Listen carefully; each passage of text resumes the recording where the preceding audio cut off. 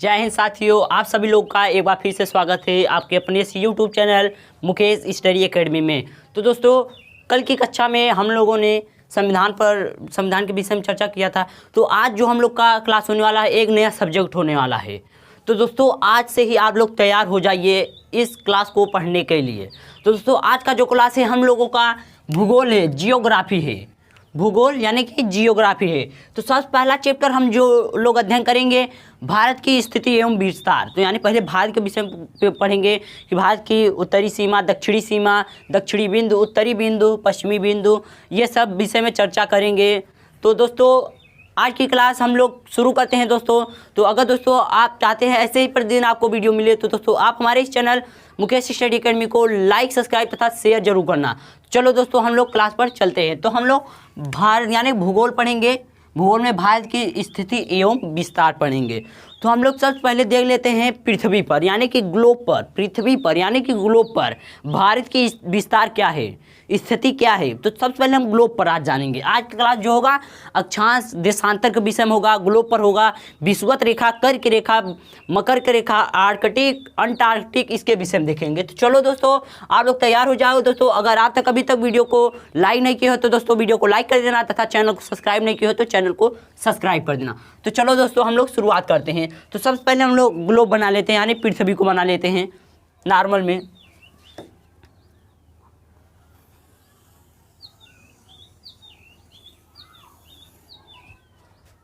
गोला लगभग सही बना है दोस्तों।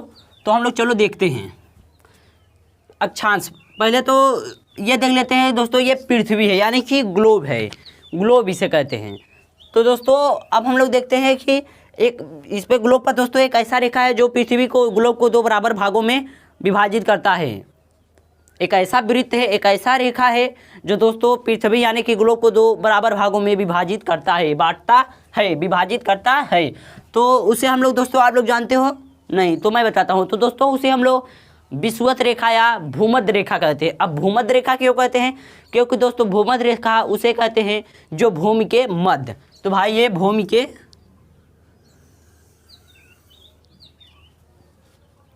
के थोड़ा और नीचे, भूमि के मध्य जाने वाली रेखा को भूमध्य रेखा या विषुवत रेखा कहते हैं। पृथ्वी को दो बराबर भागों में विभाजित करने वाली रेखा को हम लोग विषुवत रेखा या भूमध्य रेखा कहते हैं। 0 डिग्री अक्षांश को भूमध्य रेखा कहते हैं। 0 डिग्री अक्षांश को विषुवत रेखा या भूमध्य रेखा, विषुवत वृत्त लिखो चाहे रेखा लिखो, विषुवत वृत्त या भूमध्य रेखा कहते हैं। तो दोस्तों, आप लोग बताओ, ये पृथ्वी को दो बराबर भागों में विभाजित कर रहा है कि नहीं? ये जो 0 डिग्री अक्षांश है, आप लोग बताओ 0 डिग्री अक्षांश किसे कहते हैं? तो भैया विषुवत रेखा है जो, उसी को हम लोग 0 डिग्री अक्षांश कहते हैं यानी कि भूमध्य रेखा कहते हैं। तो ये दोस्तों पृथ्वी को दो बराबर भागों में विभाजित करता है 0 डिग्री अक्षांश। कौन सा अक्षांश? अगर क्वेश्चन पूछेगा कौन सा अक्षांश पृथ्वी को दो यानी कि ग्लोब को दो बराबर भागों में विभाजित करता है, तो दोस्तों वो 0 डिग्री अक्षांश है। अगर पूछ लेगा कौन सी रेखा पृथ्वी को दो बराबर भागों में विभाजित करती है, तो भूमध्य रेखा या विषुवत रेखा दिया होगा, वो लगा देना। तो दोस्तों, ये पृथ्वी को दो बराबर भागों में बांटती है। तो ऊपर वाले भाग को दोस्तों हम लोग उत्तरी गोलार्ध कहते हैं। ऊपर वाले भाग को उत्तरी गोलार्ध,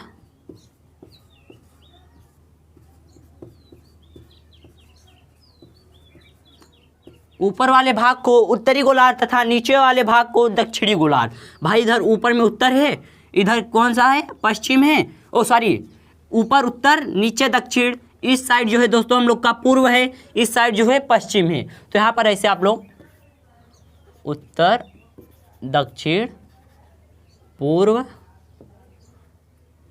पश्चिम, ये दोस्तों है। ऊपर की साइड उत्तर यानी कि ये पृथ्वी को दो बराबर भागों में विभाजित करता है कौन? विषुवत रेखा। तो जिसके उत्तर वाले भाग को हम लोग उत्तरी गोलार्ध कहते हैं और नीचे वाले भाग को दक्षिणी गोलार्ध कहते हैं।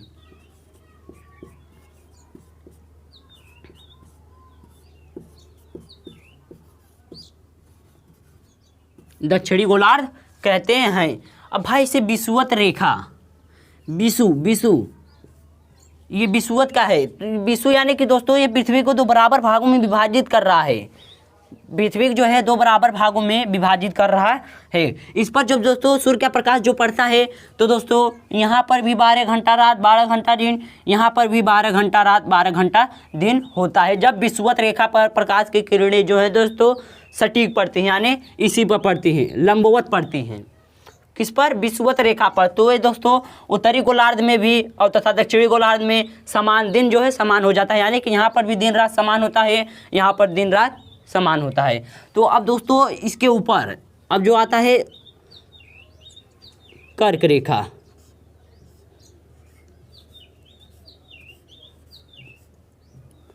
कर्क रेखा इसे ऐसे दर्शाऊं जैसे आप लोग समझें। कर्क रेखा है ये, कर्क रेखा। ये जो दोस्तों 23.5 डिग्री 23.5 डिग्री अक्षांश पर है दोस्तों कर्क रेखा। 23.5 डिग्री अक्षांश कर्क रेखा, कर्क रेखा, कर्क रेखा। ये दोस्तों देखो इसे अक्षांश, ये जो लेटी लेटी वाली है रेखाएं उसे अक्षांश कहते हैं। अक्षांश, अक्षांश। अब दोस्तों देखो अक्षांश किसे कहते हैं। अक्षांश को जो है दोस्तों इंग्लिश में लेटीट्यूड कहते हैं, लेटीट्यूड कहते हैं। और जो है दोस्तों देशांतर को लॉन्गिट्यूड कहते हैं।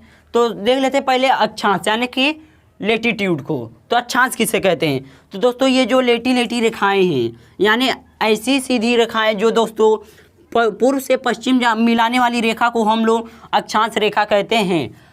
पश्चिम से पूर्व या पूर्व से पश्चिम मिलाने वाली रेखा को दोस्तों जो है हम लोग अक्षांश कहते हैं, यानी कि लेटीट्यूड कहते हैं। लेटीट्यूड, लेटी यानी कि लेटी हुई, लेटीट्यूड। भाई अरे लेटीट्यूड मतलब क्या? लेटीट्यूड ये लेटा हुआ है, तो लेटीट्यूड यानी कि लेटा हुआ। तो ये जो रेखा है भाई ये लेटा हुआ है, इसे लेटीट्यूड कहेंगे, यानी कि अक्षांश कहते हैं।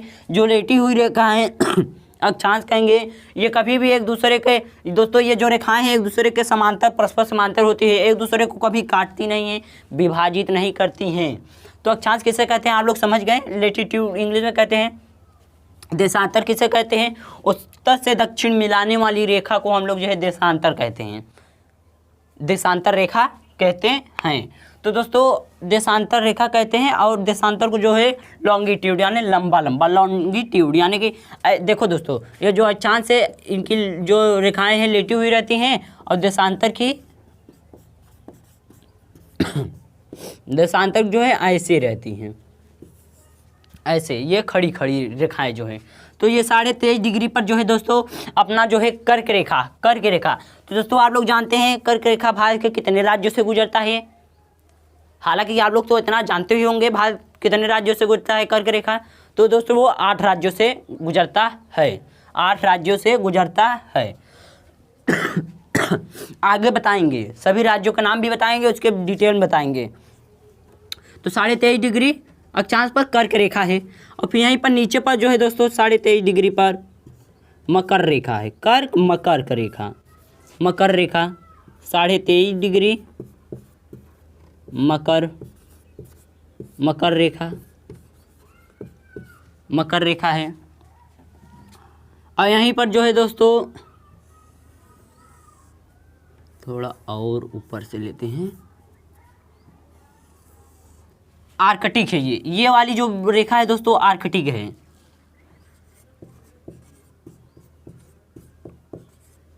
आर्कटिक जो है दोस्तों 66.5 डिग्री, सब पहले यहाँ पर लिख लेना 66.5 डिग्री, 66.5 डिग्री अक्षांश को हम लोग आर्कटिक कहते हैं, आर्कटिक वृत्त कहते हैं।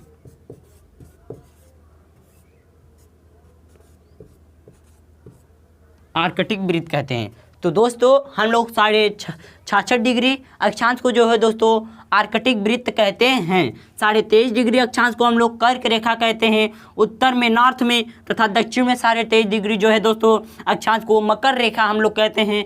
तथा दोस्तों 23.5 डिग्री 66.5 डिग्री दक्षिणी जो रेखा है उसे हम लोग अंटार्कटिक कहते हैं। 66.5 यहाँ पर ये दक्षिणी है, ये नॉर्थ है, ये नॉर्थ है, ये नॉर्थ, ये नॉर्थ है। और ये जो है 23.5 डिग्री साउथ है दोस्तों आर्कटिक, अंटार्कटिक अंटार्कटिक वृत्त, अंटार्कटिक वृत्त 66.5 दक्षिणी अक्षांश जो है दोस्तों हम लोग का अंटार्कटिक वृत्त कहलाता है, तथा उत्तर में जो है दोस्तों 66.5 हम लोग का आर्कटिक वृत्त कहलाता है, तथा उत्तर में 23.5 अक्षांश को हम लोग कर्क रेखा कहते हैं, एवं दक्षिणी में जो है 23.5 अक्षांश को हम लोग मकर रेखा कहते हैं। तो दोस्तों ये जो है कर्क रेखा और विषुवत रेखा तथा मकर रेखा पर जो सूर्य का प्रकाश है दोस्तों एकदम लंबवत पड़ता है, यानी सीधा पड़ता है। जब यहाँ पर लंबवत पड़ता है तो दोस्तों यहाँ पर गर्मी ज़्यादा होती है। तो चलो हम लोग देख लेते हैं दोस्तों सूर्य का प्रकाश कब कहाँ पड़ता है और किस समय पड़ता है। सबसे पहले हम लोग देख लेते हैं ये जो भैया पृथ्वी की जो दो बराबर भागों में बांटती है उसे देखते हैं हम लोग। तो ये यहाँ पर जो है दोस्तों विषुवत रेखा पर सूर्य का प्रकाश लंबवत कब पड़ता है दोस्तों। सूर्य का जो प्रकाश है भाई ये सूर्य हो गया,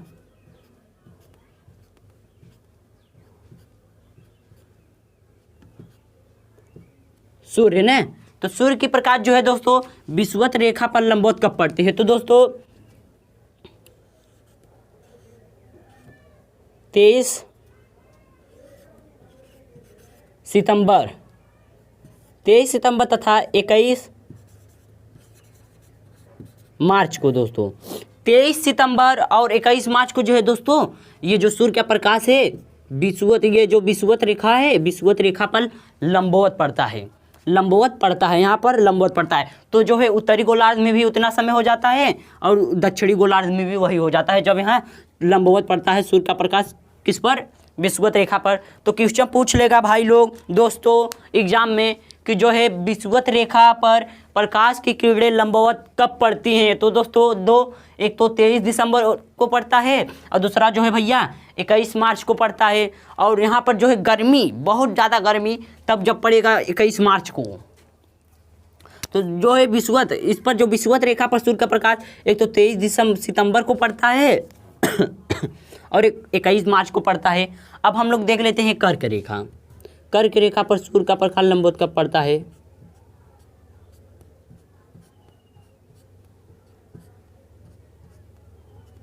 तो इस पर जो है दोस्तों 21 जून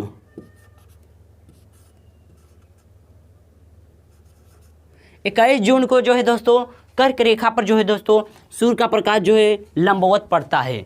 सूर्य का प्रकाश जो है कर्क रेखा पर लंबवत पड़ता है कब, 21 जून को। तो अगर आप लोग देखेंगे 21 जून को बहुत ज़्यादा गर्मी रहती है भारत में 21 जून को बहुत ज़्यादा गर्मी रहती है, क्योंकि दोस्तों कर्क रेखा जो है भारत के 8 राज्यों से गुजरता है।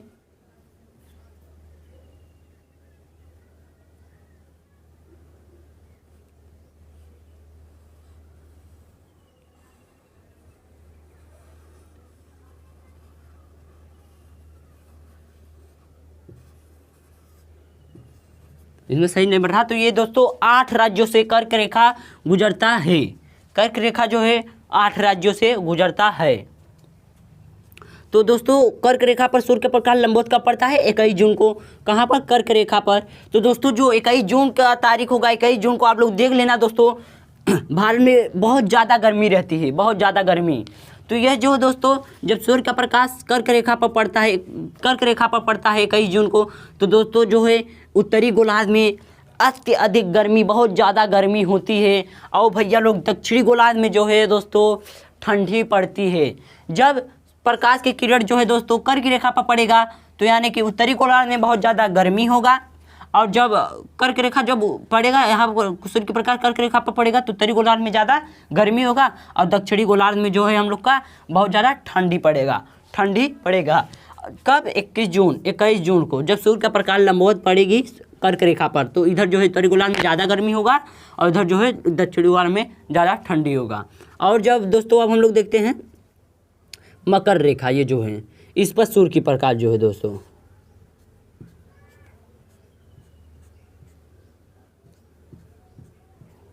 सूर्य का प्रकाश लंबवत कब पड़ता है मकर रेखा पर। तो इस पर जो है दोस्तों